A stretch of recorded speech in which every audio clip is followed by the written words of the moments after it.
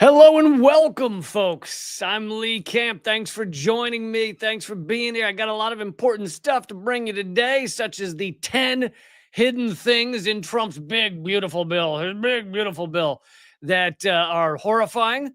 I'll bring you that. I'll bring you more on Israel, on the Gaza aid chaos. I'll bring you more on the Venezuelan elections that just took place. But I thought we'd start out with some famous folks talking about Israel. And this doesn't mean you have to know who they are, because I honestly don't know who's famous nowadays. You could tell me the most listened to singer on all of the worlds, and I would probably not have heard of them. Anyway, this is Kalani, very well-known singer, and she's performing on Tiny Desk, which is a well-known NPR show that highlights all kinds of all the big musicians. And anyway, she decided to take a break from her songs to say a couple things. I want to take a second to say free Palestine, free Congo, free Sudan, free Yemen, free Hawaii, free Guam. Beyond a ceasefire, we need an end to the occupation. It's deeper than this. I need everybody that's here right now, everybody that's watching, to step up, to use their voices. I'm not a public speaker. I kind of yell on Instagram sometimes. That's that's as far as I go. But any difference that you can make is appreciated. Wear your keffiyehs outside. Stop and shop at Palestinian businesses. Hire Palestinians, hire Congolese people, hire people from Sudan. Send your money where it matters. We all we got. So I'm gonna leave that there. Well done. I bet NPR was not anticipating that, but so many people are speaking out. I just want you guys to know, because you're all amazing. If you're here, if you're watching this show, if you're watching any of my stuff, you are probably amazing, and you probably have a moral core, and you probably understand that this is horrific and it's a genocide that we're seeing live stream around the world. But I just want you guys to know that so much of the world is standing up, and even celebrities who, some of them are afraid of risking their careers, depending on what career they're in, or what type of business, or what type of agent they have.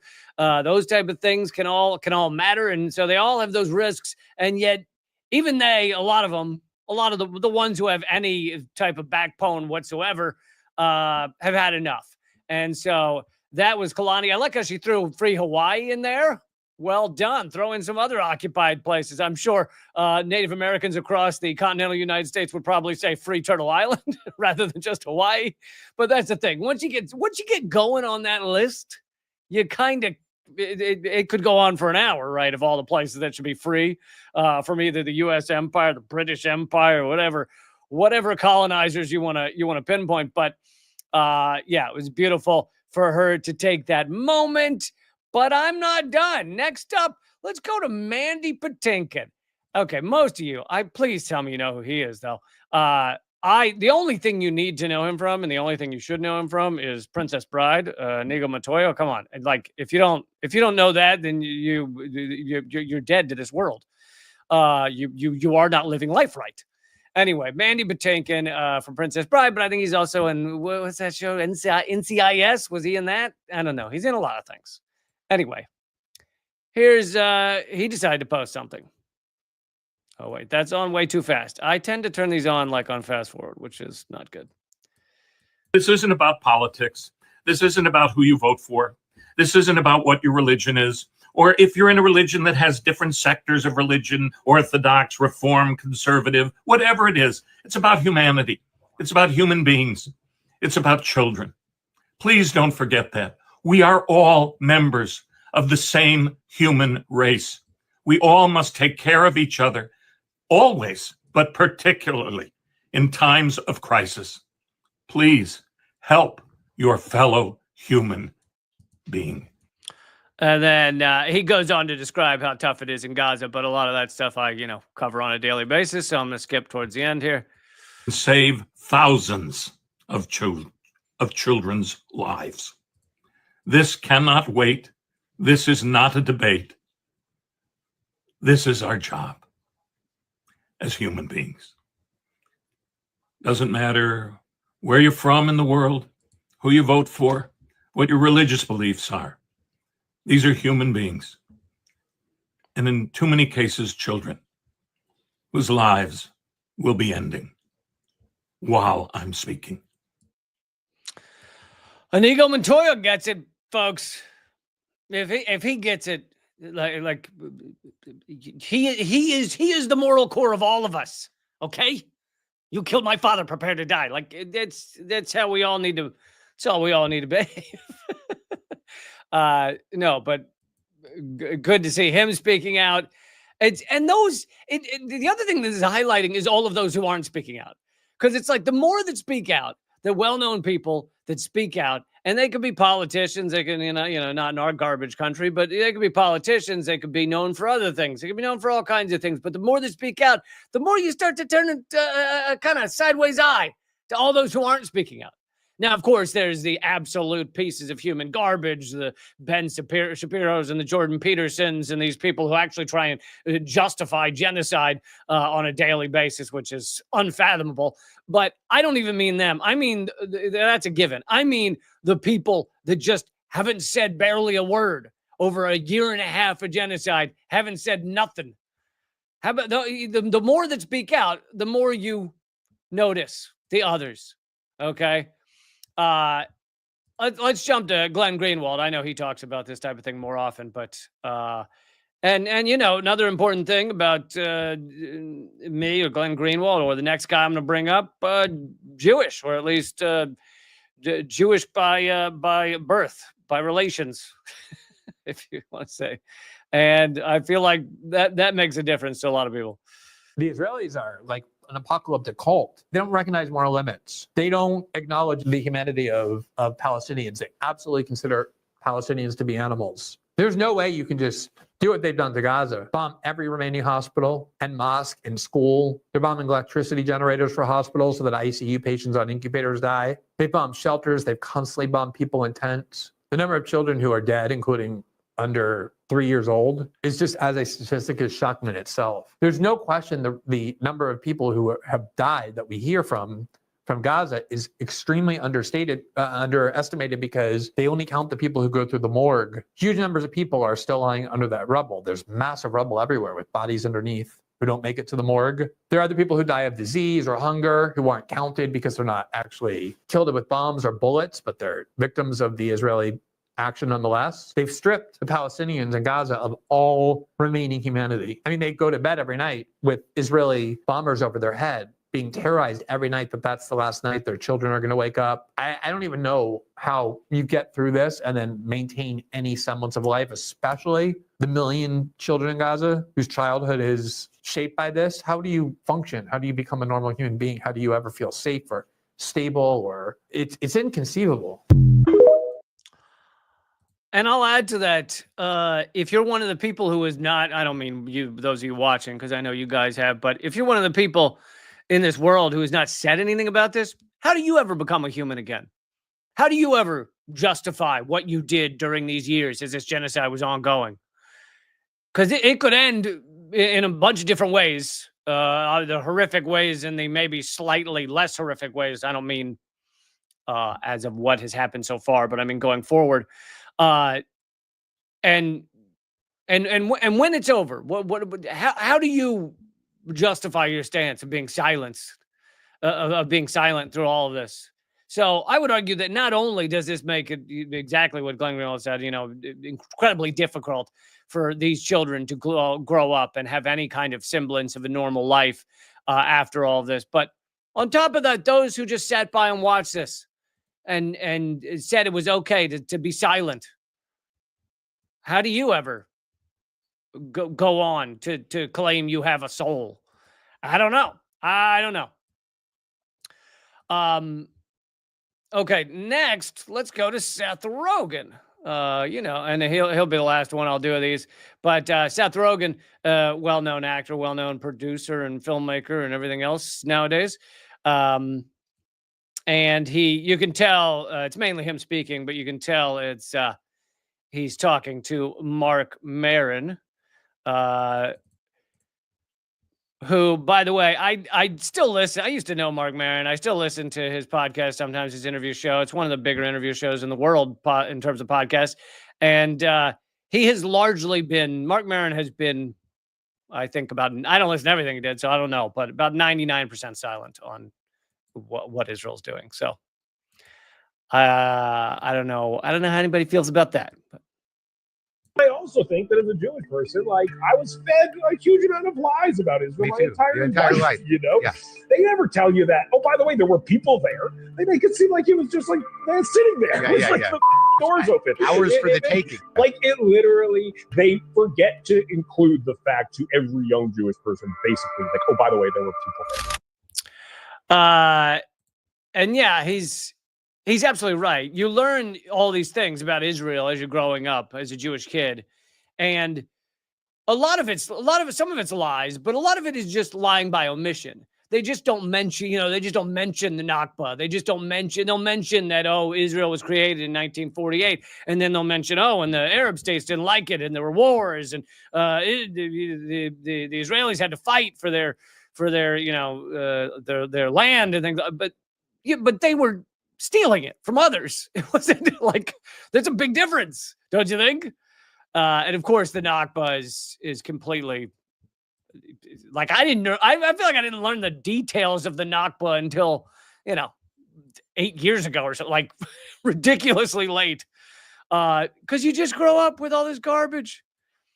But yeah, the reason I'm not going to keep playing is because they included in this clip some other moments in the interview where he says things like "I'm afraid of Jews," but they were completely joking and kidding around, and to include that with the serious stuff, I think confuses the point because people are going to misunderstand what it was he said.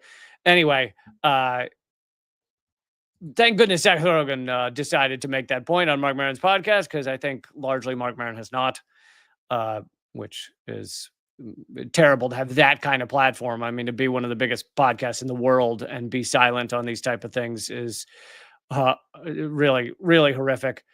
And here is just a headline of a news article that I think it was New York Times. This is Congress allots $1 billion to begin extracting Trump from his life partner.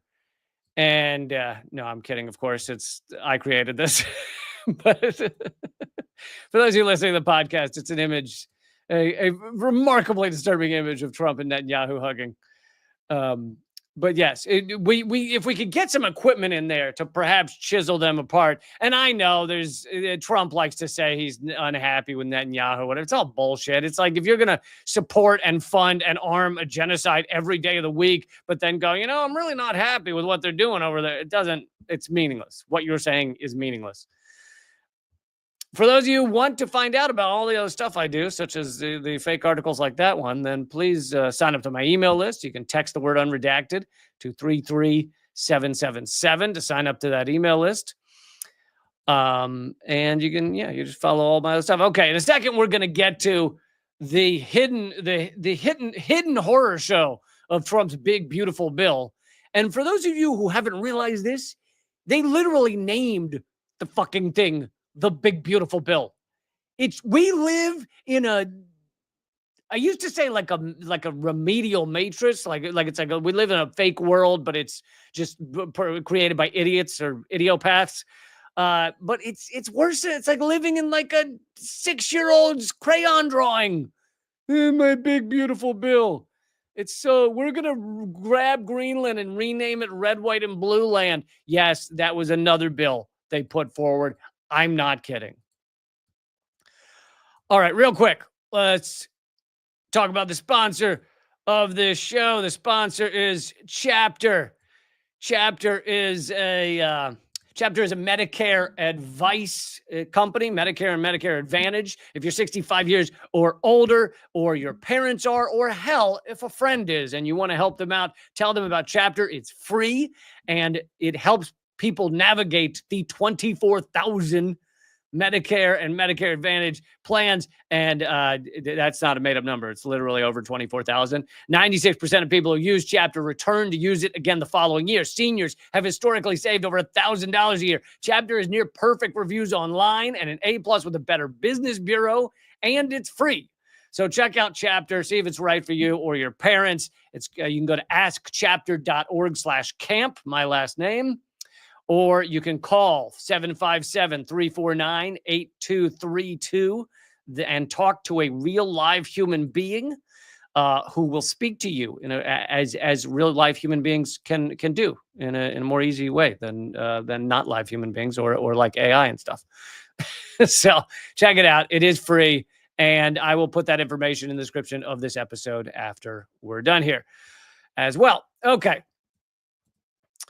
So Trump's big, beautiful bill. Here's what's hiding in it. What's hiding inside Trump's big, beautiful bill, which has already passed the House. And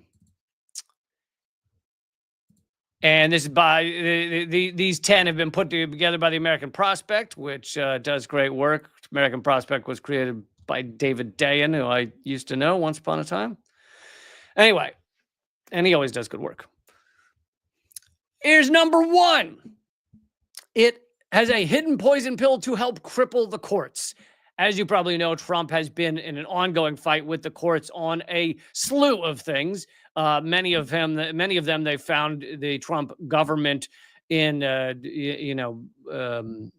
to be, oh my God, to not be, found him in contempt, to not be carrying out the court's orders. And he wants to stop that from happening. He wants to stop these courts from being able to do that to him. Basically, this is cutting away the checks and balances of our government, which there aren't many.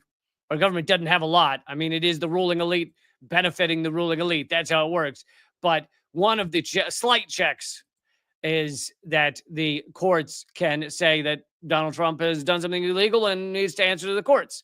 Well, the bill, hiding behind the premise that it is an appropriations measure, prohibits any funds from being used to carry out court orders holding executive branch officials in contempt. Of course, without funds to do something, they generally don't happen. This is designed to enable Trump and his officials to continue defying court orders. It is almost certainly unconstitutional, but as we've seen, the courts often don't care enough to do anything about the unconstitutional stuff that Trump does. Number two, bonus for the tax prep industry. So you might not have realized this, but a couple of years ago, the Biden administration sponsored a direct file measure that allowed taxpayers to go online and file. It was like an online tool to file their taxes online for free and not have to pay commercial tax preppers. The program is now available to taxpayers in 25 states. It was, largely very useful and saved people, especially those who don't have a lot of money to begin with, saved them a lot of money to just go online and get help preparing their taxes. The bill repeals the entire program because it was helping people. I mean, that's what our government does. It finds out what's helping people and then it shreds that. That's what we've long done for a long time. More saving savaging of migrants. The bill adds $45 billion to build immigration jails, more than 13 times ICE's current detention budget. The bill would allow indefinite detention of immigrant children. It also, indefinite, that's horrifying. It also adds several fees intended to harass migrants. And these fees for people who are dead broke, which is a lot of people who come to this country because they are in trouble and they're broke. And like, if you have a lot of money in other countries, you could usually buy your way out of a lot of hardship. But if you don't have a lot of money, things get a lot more tricky. And of course, most of them are fleeing destruction that the United States has created around the world. But the measure charges families $3,500 to reunite with their child that was left at the border. How honestly savage could you get? $3,500 to reunite with your child. It's unbelievable. And how do they even, how sick do you have to be to even come up with this stuff? Like, who's sitting there trying to think of this stuff? $3,500 to reunite with your child. A person seeking asylum will have to pay an application fee of at least $1,000.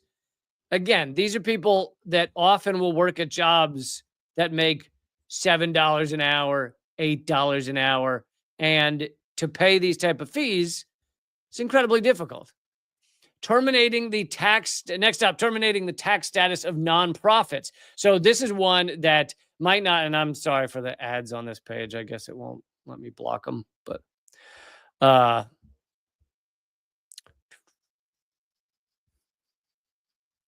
yeah, for some reason these ads are getting around my ad blocker. But anyway, this is the one that it doesn't sound like that big a deal, but it actually is one of the bigger ones that alternative media, independent media is very worried about, because there are a lot of media organizations, independent media organizations, that are technically nonprofits, and to have their nonprofit status taken away would destroy their business model. It would cause many of them to have to completely change the way they do things, or possibly go bankrupt. And so it's not just like, oh, we're going to stop these, little charities or things. It's also going after independent media. I think that's one of the biggest reasons they're doing it. And so the reconciliation text gives the administration the power to define nonprofits as terrorist supporting organizations and expedite the ending of their tax status. This is ostensibly directed against pro-Palestinian groups.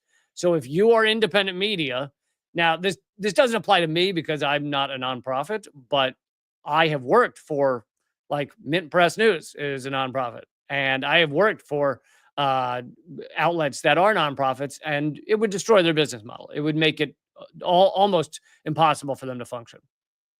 And it basically, because they are calling attention to this genocide, because they're doing what I do on a daily basis, which is revealing the horror show of the U.S.-Israel genocide against Gaza, along with many other things that they do excellent work about. But that's one of the big ones.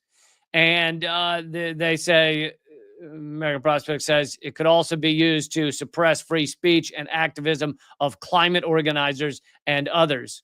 So, once you put this into a bill that they can just revoke the nonprofit status, they could go after other organizations that are, trying to do something about climate change, climate crisis.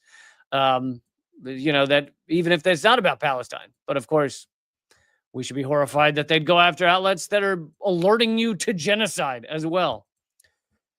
Now, whatever number I'm on, blocking state regulation of AI. So I did a segment on this several days ago. The bill prohibits any state or subdivision from passing, quote, any law or regulation regulating artificial intelligence models, artificial intelligence systems, automated decision systems during the 10-year period beginning on the date of the enactment of this act.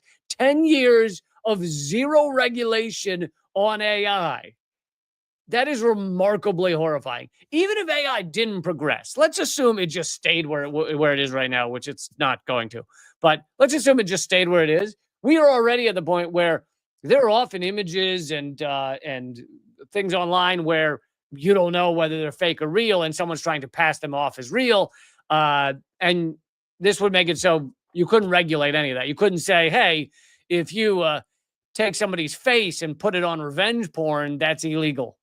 Like, these are kind of no-brainer regulations, but this is making it so there's zero regulation for 10 years. Now, of course, there's far more dystopian stuff. AI could ultimately, launch nuclear missiles or something, but I'm just using the light stuff. I'm just talking about not regulating fake revenge porn or revenge porn in general. But, I'm not even getting into what AI could be like in 5 or 10 years. And, we haven't bothered to regulate it at all.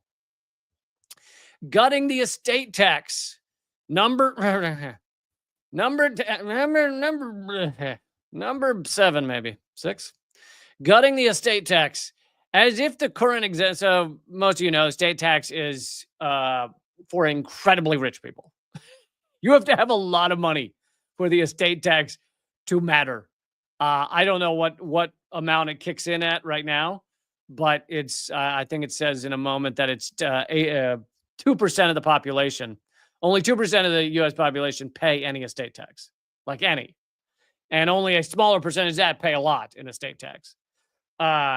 So this is something that says when a really rich person dies, their money should not just be given to one spoiled brat. It should go back into the society that it came from. Now, of course, unfortunately, we have a horrific government that's committing genocide around the world. So you don't like to see that your taxes go to that kind of thing. That's not so fun.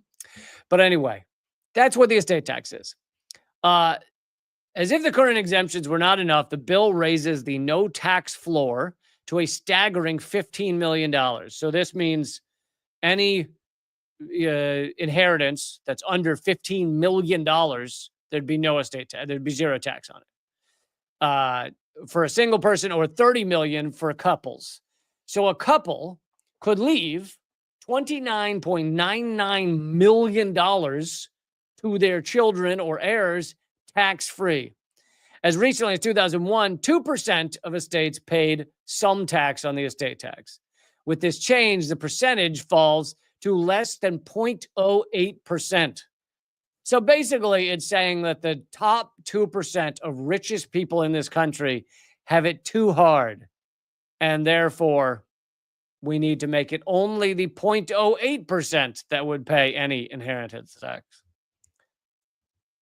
Weakening the child tax credit. The bill nominally increases the current child tax credit from $2,000 to $2,500 per child, but it also lowers the eligibility income threshold, making millions of children ineligible. The bill also excludes from the credit 4.5 million children who have a parent without a Social Security number, but who pay taxes with a tax identification number. So basically, immigrants that have a right to live here. These children are predominantly U.S. citizens with an immigrant parent. So it's really designed. Seems like what this thing's really designed, that aspect provision is designed to make sure that immigrants who are here legally, these are legal members of America. It's to make sure that their children and they don't get the child tax credit. I mean, again, you've got to be so remarkably sick to even come up with these ideas, just to try and figure out these ideas. 2 more left, I think. Oh, no, 3 more left. So I was way wrong when I said earlier that I was at number 7. Expanding school vouchers. The bill gives $20 billion in the form of tax credits to donors who give money to voucher schools. It also creates a tax shelter from paying capital gains taxes to donors who give appreciated stock to voucher schools. Most of you understand what they're trying to do to education. Public education is something that has been in this country for a long time. It's designed to educate every child. There are easy arguments to have, which I'll save for another time, about the U.S. education system being largely designed to teach kids how to function in a kind of cog-like way in an authoritarian system, to make sure that you sit in the desk for 7 hours a day and listen to the dictator before you. There's a lot. There's some argument there. Also, the whitewashed history, et cetera, et cetera. So there are a lot of problems with public education. But ideally, ostensibly, in a perfect world, you would have free education in a very rich country for every child so that they could become smarter and live better lives. Ideally. The goal of this, the goal of vouchers, the goal of these charter schools, et cetera, is to make it so that mostly, and it may only be 80 or 90% per school, but mostly it's for wealthier children. It's for children from families that can afford to pay a large amount per year to have their kid in a better school. And that school then has a lot of money to do wonderful things like have more books and have computers and all of these things. Those kids are then taught more, taught better, taught in classes that are not 40 kids per teacher, so they get individual instruction. They then have a far easier time getting into a nicer college, which means they then go on to be the managerial class if they're not the richest of the rich. If they're not that elite top class, then they're the professional managerial class. And so it makes sure that the rich who come from rich people then maintain the status quo of being largely the rich in the managerial class. And so all of this has a lasting impact on the class structure And that's really what its design is. And the more they get the wealthier kids moved to charter schools, to private schools, they can then continue to gut public schools so that their education level goes further and further down. Also, whatever you do, don't buy this shoe that for some reason is on the screen. I don't want you buying any of the annoying ads on this website. It's because I am not getting paid by that. So it's like, unless they're going to support this show, then they go themselves. Anyway, stealth cuts, 2 more left. Is that right? Yeah, 2 more left. Stealth cuts to the Affordable Care Act. The bill allows tax credits that subsidize ACA premiums to expire at the end of 2025. The result will be out-of-pocket costs going up, becoming more expensive, and millions of people will lose their coverage. Of course, you can also get to the fact that we shouldn't have ACA. We should have universal health care for all. It should all be paid for by our government. That's how a good functioning society would work. And finally, support for gun silencers. Sure, why not throw that in there? Buried deep in the bill is a provision that repeals the $200 tax on the sale of gun silencers, which have no lawful purpose other than concealing, it says shootings, but murders. Like, there's no reason for a silencer other than to, like, murder people. It doesn't, like, no one's hunting deer with a silencer, with like a hitman gun with a silencer.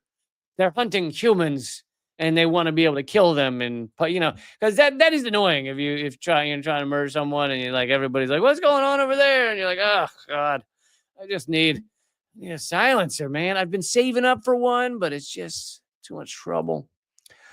So there are the top 10 awful things hidden in this bill. And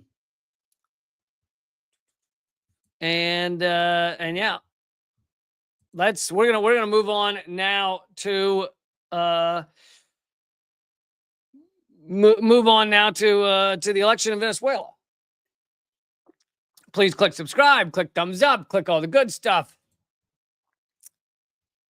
And let's get to this election in Venezuela and what the U.S. government had to say about it. So Chavismo, which is the name of the movement that is, Chavez and Maduro and etc. All of the people in their same party is called Chavismo. Chavismo swept. Sorry, they didn't sweep up. They swept regional and legislative elections in Venezuela. So this was not a presidential election. Maduro was not up in this election. It was for regional and legislative. And Chavismo won rather handily. And part of the reason that they won so easily is because the opposition decided to boycott the election. That is an old tactic. It is something they're told to do by the U.S. empire, because otherwise these elections where the Chavismo movement would still win, but it would just look far more, it would look like a real legitimate election. And you'd have to go, oh, the Venezuelan people actually support socialism, and they support the trillions of dollars that go into oil and other resources. They support that going back to the people rather than going to a tiny handful of oligarchs. And so they don't, the U.S. empire doesn't want it to look like a legitimate election. So they tell them to boycott it to try and say it wasn't legitimate. This is from People's Dispatch. Defying major disinformation and boycott campaigns by the right-wing opposition in Venezuela, 42.5% of the Venezuelan electorate went to the polls on Sunday to elect members of the National Assembly, governors, and mayors. In these elections, Chavismo secured a resounding victory over the opposition that did participate. The participating opposition obtained only one of the 24 governorships. Several weeks ago, a part of the Venezuelan opposition, led by Maria Corina Machado, called for a boycott of the election, asking Venezuelans not to vote. This campaign is a recycled tactic of the far-right opposition, which seeks with a boycott to delegitimize Venezuelan democracy and accuse it of being fraudulent. In her account, or her ex Twitter account. Machado wrote, Venezuela disobeyed, referring to the fact that the abstention, and she then said the abstention rate was 85%. She's saying 85% of Venezuelans refused to vote, but that's actually false. She again called on the armed forces to disavow the constitutional power in Venezuela and thus open the way to transition in order and safety. So she's calling for a armed revolution in Venezuela, which generally, if you call for that, especially if you're already like an elected official or part of a political party, like if the Green Party in the U.S. were to say, hey, everybody, take up arms and take over the Capitol, they'd be arrested and they'd be called, called violence, called terrorism. So that's what would happen in the U.S. But in Venezuela, they're generally not arrested. I mean, I don't know if I think she's still in the country, but maybe I'm wrong. I know the last opposition leader fled the country, claiming he couldn't be, he wasn't allowed to be there. But, they let Juan Guaido run around the country calling for armed revolution, like on a daily basis. They let him run around for years. I mean, he's still free as far as I know. Like so they never arrested him and put him in prison for running around demanding armed revolution. So she said 85%. Did not vote. However, the actual rate of participation was 42.5%, 5.5 million people. And that may sound like not many, only 42% voted, but I think the highest level the United States has ever had in a presidential election was 60%. In a midterm, God, I don't even know what percentage of Americans vote in midterm elections. It says about 66%. That does not sound right to me. No, here's another one. 2022 estimated 46.8% voted. So almost the same number almost the same amount as Venezuela in a midterm, which is what this was in Venezuela. 42.5% participation. Anyway, here's the U.S. of course jumped on the election to say it wasn't fair, it wasn't legit. They didn't let the opposition participate and shit like that, which is bullshit. And here's what they also said. This is at the State Department. The State Department issued a security alert warning Americans against travel to Venezuela and bordering areas for any reason. Americans who travel to Venezuela or nearby border regions risk being wrongfully detained in prison for months or even years. If you had to list a country that right now is grabbing up people who aren't from here and putting them in prisons, putting them in isolation chambers, shipping them back to countries they've never known, shipping them to El Salvadorian prisons, if you were to name a country, what would it be?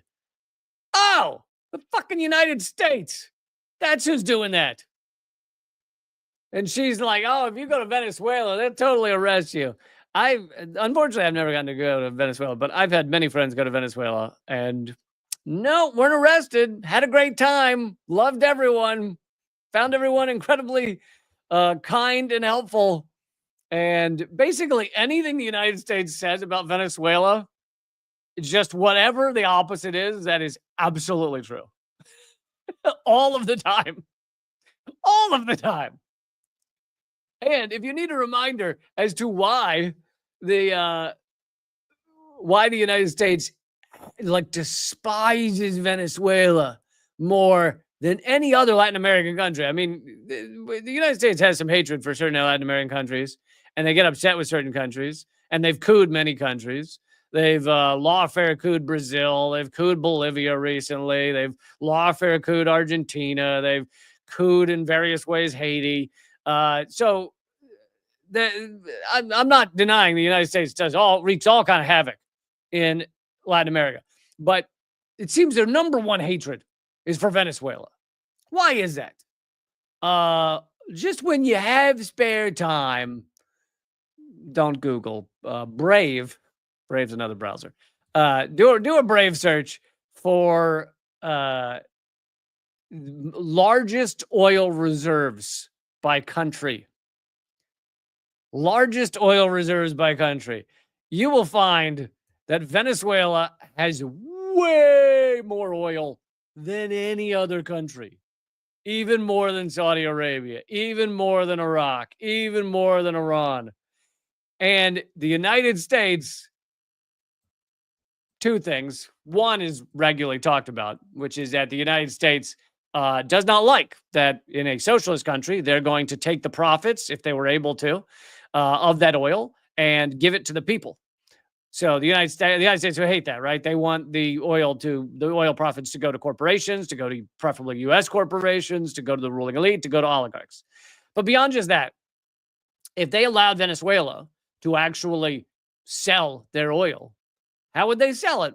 They'd probably sell it outside of and they do sell it outside of the U.S. dollar, outside of the petrodollar. It would be incredibly harmful to the U.S. petrodollar to have Venezuela selling all of their oil outside of the dollar. So that is why Venezuela gets their number one level of hatred for Latin America. And why Iran right now has a lot of hatred. Oh yeah, she says a little more. Let's keep going for a minute. I cannot emphasize enough the gravity of this warning. More U.S. nationals are currently wrongfully detained in Venezuela than in any other country. And I wonder why that is. I bet it's not that the CIA has people there, that there's been numerous attempts to coup Venezuela, that I have no doubt that there's an endless array of CIA connected, CIA contract workers, etc., constantly trying to get into Venezuela. And that is probably the biggest reasons that there's people locked up in Venezuela. And just as a reminder of one of these moments, this is from like a year ago or so. Less than a year ago. Venezuela arrested Americans that were found to be trying to destabilize the country. And CNN wrote an article about it. And they changed the title. They kept the article the same. But here's the initial title. Venezuela says it has seized 400 U.S. rifles and arrested foreigners, Americans among them, over plot to destabilize the country. Wow, that's a big deal, right? Can you believe CNN covered that? CNN covered Americans with guns sneaking into Venezuela to try to destabilize them, coup them, etc. I'm surprised CNN covered that. Well, have no fear. It only took a few hours for CNN to change the title. The new title, U.S. says claims of CIA plot to kill Maduro are categorically false after Venezuela arrests 6 foreigners. So the same article, but new title says, oh yeah, it's all false. CIA says it's false. And as we all know, CIA always tells the truth, right? When was the last time the CIA lied, cheated, or stole? Except that Mike Pompeo said that there were classes to lie, cheat, and steal at the CIA. I can't remember what else she said. What other garbage she has for us, but President Trump has obtained freedom for several Americans wrongfully detained in Venezuela since taking office, most recently last week. And we continue to do everything we can to secure the freedom of the remaining Americans wrongfully detained in Venezuela. We need to ensure that no additional Americans are falling into this trap. Our simple message for Americans: do not travel to Venezuela. Yeah. I think there's multiple reasons for this. One, it adds to the whole propaganda of, oh my God, Venezuela is dangerous. Don't travel there. They need Americans to think they're dangerous so that if and when the U.S. does worse things to Venezuela, they can go, they were dangerous. They were arresting all the Americans. On top of that, it runs cover for the fact that the Trump administration is arresting all Venezuelans in the United States. And by the way, most Venezuelans in the United States, or a lot of them, are far right wingers who, want a U.S. coup of Venezuela, want a U.S. invasion of Venezuela. So they fled to the United States and voted for Donald Trump. And then Trump arrests them and sends them to an El Salvadoran prison. Like, yeah, poor choice to ever support that garbage. But thank you, Kevin, for supporting the show. I do not frown upon super chats. Thank you, Kevin. Really appreciate you supporting the show. Okay, let's see. I wanted to. I try to do a lot of updates on what's going on in Gaza without making this show only be Gaza. There are other things happening in the world, but obviously Gaza is the most horrific. It's also the most horrific that the U.S. is involved in. So that is one reason. But anyway, I do want to do a quick thing on the fact that the initial shipments of this U.S. aid contractors. I mean, it's basically U.S. military in different shirts handing out aid in Gaza. But it turned into chaos because the UN did not approve this aid, by the way, because the UN has a bunch of the UN and other organizations, actually, not just the UN, have a bunch of aid, people that are very very well equipped for understanding the lay of the land there, understanding how to distribute aid appropriately.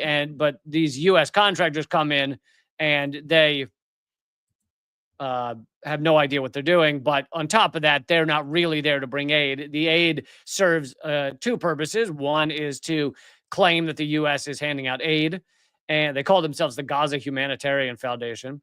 One is to claim that they're handing out aid. The other is to many of these Gazans are they're using facial recognition, etc., basically to chart these who they are. And on top of that, there has been many reports that certain Gazans, as they showed up to get aid, were being disappeared. So this is, along with giving some aid, some food, it is designed to lure them there, to bring them down to a certain area of Gaza. It is also allows Israel cover so they can continue to commit their genocide while saying, don't worry, we're allowing aid in. And it quickly got out of hand where the IDF, I believe, started firing into the air, which of course causes panic because people don't know they're firing into the air. Or maybe they weren't firing into the air. There's conflicting reports. I think some people were shot. I don't know if anyone was killed, but whatever the actual story is, the IDF was firing at them. And yet again, you have this is played out again and again where it's like, oh, we're giving aid. Oh, but we're going to shoot at or kill people coming to get aid. It's so, again, remarkably fucked up. The Canaries reporting Israel now controls 77% of the entire Gaza Strip. And that is different. Controlling it is different than just bombing it. Bombing it is, of course, horrific, but controlling it is basically to continue the ethnic cleansing. So 77% of it is under extremely tight Israeli control. They'll eventually move that to 100%, and then it's tough to know where they'll send people. There's all these plans. Trump saying he's going to ship a lot of them to Libya and just bizarre shit. But yeah, it is terrible. So I did want to bring those updates on the Gaza aid, how it's, and I've done other segments about how it's part of Netanyahu's plan to basically, he wants to complete his genocide, and he thinks that giving a little bit of aid will make it look like it's fine. Thank you, Robert, for supporting the show. By the way, if anyone hasn't seen this week's episode of Unredacted tonight, you can go watch it, leecamp.com/unredacted. Also, brand new YouTube page that only airs Unredacted Tonight episodes, and I'd love for you to subscribe over there. That is at leecamp.com/YouTube. I would love to get to 1,000 subscribers over there. Brand new channel. Don't worry, nothing's happening in this one, though. So this one will keep going. And if you want to support my show in a bunch of ways, you can become a member of the Locals community. Locals is where all of the awesome people that want to support the show. You can also join for free, but all the awesome people that want to support the show, you join up over there. LeeCamp.net will take you straight there if you type that in. And you get to enjoy the live streams with another group of awesome people. You get to exclusive segments. You get exclusive interviews. I put up exclusive interviews with Peter Joseph, Chris Hedges, Kathy Sanders, who you saw in the last episode of Unredacted. Loads of exclusive interviews and things like that. And you support the show for $6 a month. So would be amazing. Oh, and you get, I always forget to mention this. I'm giving away more free stuff when you join up than ever before. You get all 3 of my Zoom comedy specials, which are not available anywhere else. I did them live for a small audience, and they're not available anywhere else, just if you become a member at LeeCamp.net or patreon.com/LeeCamp. You also get both of my ebooks, Dangerous Ideas and Bullet Points and Punchlines, for free when you join up. So hope you'll do that. Hope you'll do that. JG says, bring Redacted Tonight back. I did. It's called Unredacted Tonight. It's back. If you haven't seen it, bring Redacted Tonight back. I did. I brought it back. I did the thing. It's every week now. You can get to the whole playlist at leecamp.com/unredacted. So I did it. It's here. It's every week. We're already 12 episodes in, 12 weeks in. So leecamp.com/unredacted. And I worked my goddamn ass off on it. So thank you, JG, for gifting memberships. That was very, very kind of you. Awesome. Much love. Okay. What am I doing here? Running out of time is what I'm doing here. That's what's happening.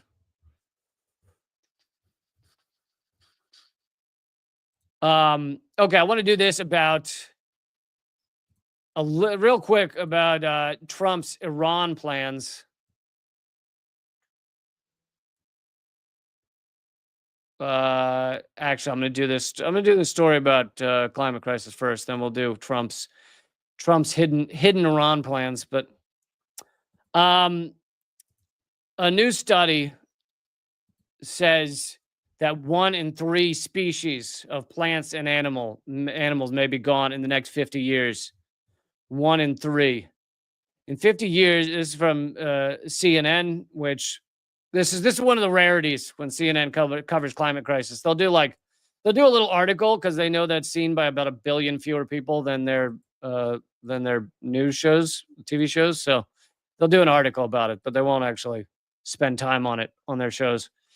Using data from surveys that studied 538 animals, insects, and plants from 581 sites around the world, the researchers at the University of Arizona found that approximately 1 in 3 plant, insect, and animal species could face extinction by 2070. However, things can be even worse if the emissions continue to rise rapidly. In a worst-case scenario, the number could be 55% of all plants and animals. And eventually it'll be us, but maybe not at first.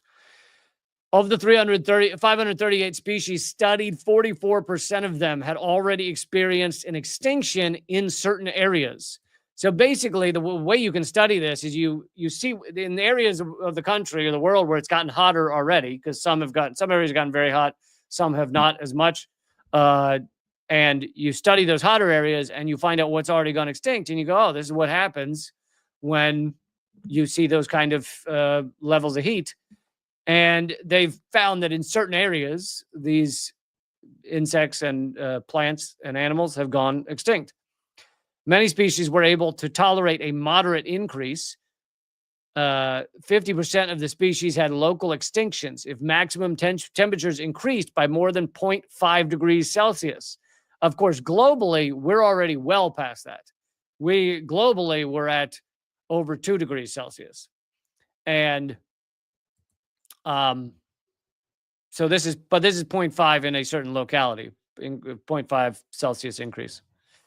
That number rose to 95% if temperature increased by more than 2.9 degrees Celsius. So basically, if we go to 2.9 degrees Celsius, 95% of plants and animals will go extinct. And I feel like we need those to survive. because, we're actually part of the world. We're part of nature. We're part of the environment. I know that's very confusing for some people. They think we are just this separate thing, but no, we're actually part of it all. And we need all of those things to survive so we can survive. I feel like this should not be that complicated. Kevin wants me to thank you, Kevin, for supporting the show. Kevin wants me to bring back the China boat, but at what cost? Great skit. Yeah, I did that. It wasn't like it wasn't like a recurring skit. It was just I think one segment. Maybe I did it. Maybe I did another segment on it, but it's a lot of fun. You collect all the articles where the title is essentially China did such and such, but at what cost? And literally you can find articles where it says China cured cancer, but at what cost? China got rid of poverty, but at what cost? China created trains that are 5 times as fast as our trains, but at what cost? And that's hilarious for 2 reasons. One is if you're curing cancer, it's kind of like, I think the costs are probably worth it. But the other reason it's funny is because the United States never cares at what cost we do things. The United States obliterated Iraq, but at what cost? The United States bombed Afghanistan for 20 years, but at what cost? The United States, destroyed Libya, but at what cost? We never care about the cost of our behaviors. We just care if China has costs. Anyway, okay. Last topic. The think tank behind Project 2025 just published Trump's Iran war plan. And here's the thing. I don't always cover, I do occasionally, but I always cover what think tanks say, because think tanks will put out ideas that are sometimes insane, sometimes laughable. But Trump has been largely following almost everything that the Heritage Foundation has been putting out as their plans. There's very little of ideas, plans, game plans, strategies coming out of the Heritage Foundation and Project 2025 that Trump has been ignoring. So I think this is worth covering because it seems highly likely he'll listen to this advisory from them as well. Flying under them, this is from Mint Press, by the way, where I used to work.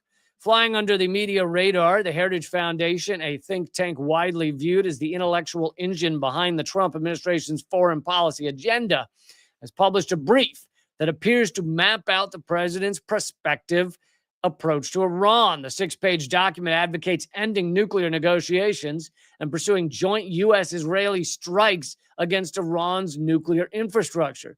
Though thinly veiled as a policy analysis, the brief reads more like a soft launch for war strategy. And I've covered it plenty of times before, but let's remember all the ramifications that could happen if we start bombing Iran. They have a lot they can do. We know that they are capable of hitting Israel. We know they're capable of hitting Tel Aviv. We know they're capable of cutting off trade routes that are ridiculously important to a lot of world commerce. So knowing all of that, this seems insane, but Trump and Netanyahu are insane. So yeah, it is unhinged. It is idiotic. It pushes the world toward nuclear war. But they are all of those things. They are insane. They're idiotic. They're idiopaths. Idiotic sociopaths. Titled Eradicating Iran's Nuclear Program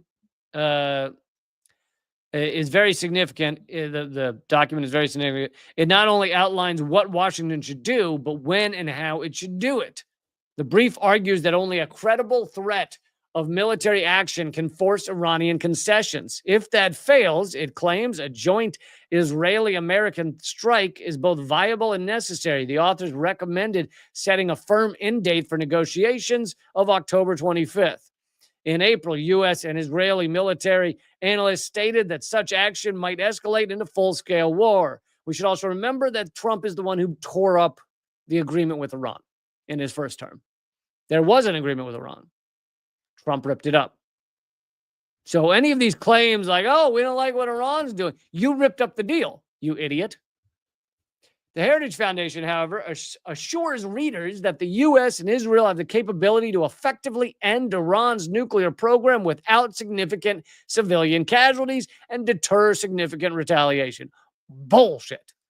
They just say that because that's what you have to say when you're telling the U.S. empire to bomb someone. You go, yeah, it won't be that bad. It will, like their recommendations to create a coup in Ukraine. It won't be that bad. It'll go fine. It'll be a little proxy war for Russia to deal with. Hundreds of thousands dead. These claims are not only unsupported, but also contradicted by recent battlefield data. The brief asserts without evidence that Iran's air defenses have been decimated. Not true. It also claims Hezbollah has been decapitated and Hamas gutted. Not true. In reality, Israeli estimates place Hamas's active manpower at about 40,000, which is the same as it was on October 7th. So Israel's achieved nothing on that front. Hezbollah remains operational, and the Houthis continue to launch near daily missile strikes despite months of U.S. and allied bombardment. And he's actually saying that kind of lightly. The truth is the Houthis beat the United States. The United States, Trump had said, see how much damage you can do to the Houthis if you bomb them as much as possible in a month and in 30 days, and they achieved nothing.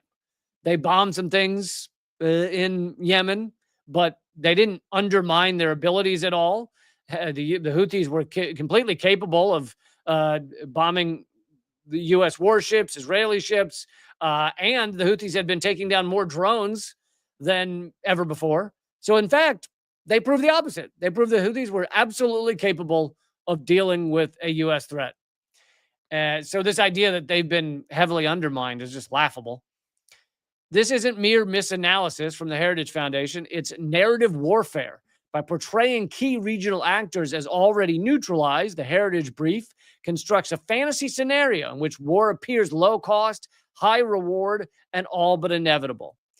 And we've seen this before with our war in Afghanistan or war in Iraq or whatever, is that these think tanks go, oh, it's not going to be that big a deal. We'll be greeted as liberators. We'll be handed chocolates and all this shit. And it's all bullshit because they want the war. They want the war to protect the petrodollar, to protect Israel.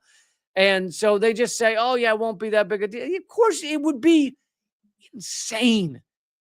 The ramifications, the number of deaths, not just in Iran, but on all sides. If they retaliate against Israel, it just, and then Israel, and then you've got other entities that would probably jump right in because they're also at war essentially with Israel, Lebanon, Hezbollah, and then Israel's going to just start bombing innocent civilians in Lebanon, as they've already been doing, but it'll be amped up a lot.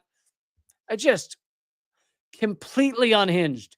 There are zero hinges in Trump's head or the Heritage Foundation's head. And the Heritage Foundation is Trump's head. So, okay, folks, tomorrow, brand new Unredacted tonight. You got to catch that one. I believe it's top 11. The main segment is top 11 signs Israel is collapsing. So don't miss that episode. It airs tomorrow night at 7 p.m. Eastern, 7 p.m. Eastern, 4 p.m. Pacific. Thank you so much for being here. Please keep spreading the word about my show. I obviously work really hard on all of this for you, and I hope that you guys are letting people know about it. And let's see. What else do I have to tell you? Not much. Go hit subscribe at leecamp.com/YouTube, the brand new YouTube channel. That would help a lot. And I'll see you tomorrow. Keep fighting.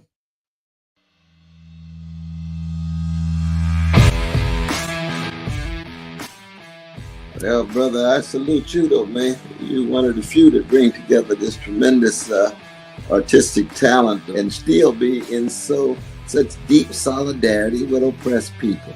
It's an honor to be here because I'll tell you, Lee, you have one of the funniest shows on television, bar none. It's an enormous pleasure to be here. While I was waiting, I was leafing through your wonderful book. The same to you. I love your show. Be happy to come back anytime. Lee, this is one of the great honors of my long career, just to be in the same earth with you. I'm sure. We're just so blinded. We have so many blinders on because our society doesn't want us to know things. And so it takes shows like your show, and it is clearly designed to eradicate. Hey, good to see you. Hey, Jill, how are you? Julian, thanks for joining me. Honor to have you, brother. Consumerism is a theory that people should behave this way to help each other. It's not. Mr. George Galloway, thank you so much for joining me in these dark times. Always a pleasure, my friend. Thank you so much, Lee, for having me on. Keep fighting. Ha ha.